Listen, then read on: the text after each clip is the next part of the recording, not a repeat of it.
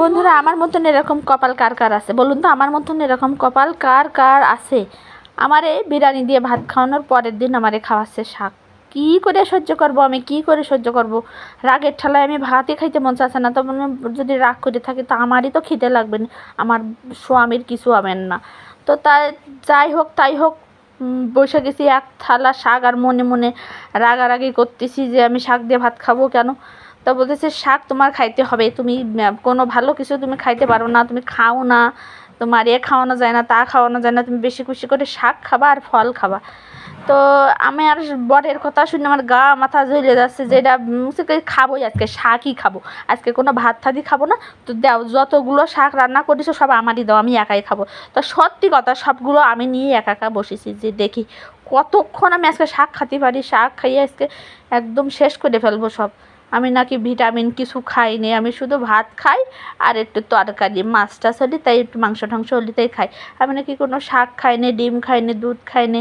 কয় ডিম সিদ্ধ করি, সেই ডিম আবার ফ্রিজে তোলো তুমি, এরকম মানুষ, তোমার মতন মানুষ দেখিনি। কত কথা মনে হয় আমার বর এর আগে যে কত মানুষ দেখিছে তার ঠিক নেই, শুধু কয় তোমার মতন মানুষ দেখিনি, তোমার মতন মানুষ দেখিনি, তুমি এরকম কেন? আর কোয়েন না বন্ধুরা, শুধু প্যারা খাইতে খাইতে জীবনটাই শেষ। বরের ঘর করলে মনে হয় এইসবই শোনা লাগে। তো সেটা কোনো কথা না, আমার স্বামী কিন্তু আমাদের যথেষ্ট ভালোবাসে। ভালো না বাসলে আমি এক থাল শাক খাতে যাই বলুন তো? এই শাক খাওয়াচ্ছে তো আমারই ভালোর জন্যই, শাক তো শরীরের জন্যই ভালো। যত মাছ মাংস কম খাবেন, শাক পাতা বেশি খাবেন, তত সুস্থ থাকবেন। এই জন্যে আমার বর কয় প্রত্যেক দিন তুমি শাক খাবা, প্রত্যেক দিন তুমি শাক খাবা। আমাকে ঠিক আছে, আমি প্রত্যেক দিন আমি শাক খাবো, তুমিও প্রত্যেক দিন আমার জন্য এরকম করে করে এক থালা শাক রেডি করে আমার সামনে দিবা, আমি খাবো। আমি এরকম কুটিয়ে বেছে রান্না করে নিজে নিজে নিয়ে খেতে পারবো না। তা কাছে তাহলে আমার অফিস টফিস করা বাদ দিয়ে তোমার পিছনে বসে বসে আমি শাক রান্না করে করে খাবো, আমাকে আরও ভালো হয়, তুমি খাওয়াবা। তো দেখেন, আপনাদের সাথে কথা করতে করতে আবার এক থাল শাক খেয়ে ফেলেছি রাগের ঠেলায়। আমার বর মহাশয় খুব খুশি, খুব খুশি, ওই পাশে হাসছে।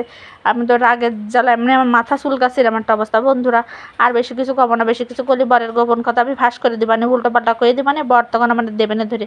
তো ভালো থাকেন সবাই, ভিডিওটা ভালো লাগলে অবশ্যই এটা শেয়ার করে দিবেন আর আমাদের পেজের সাথেই থাকবেন।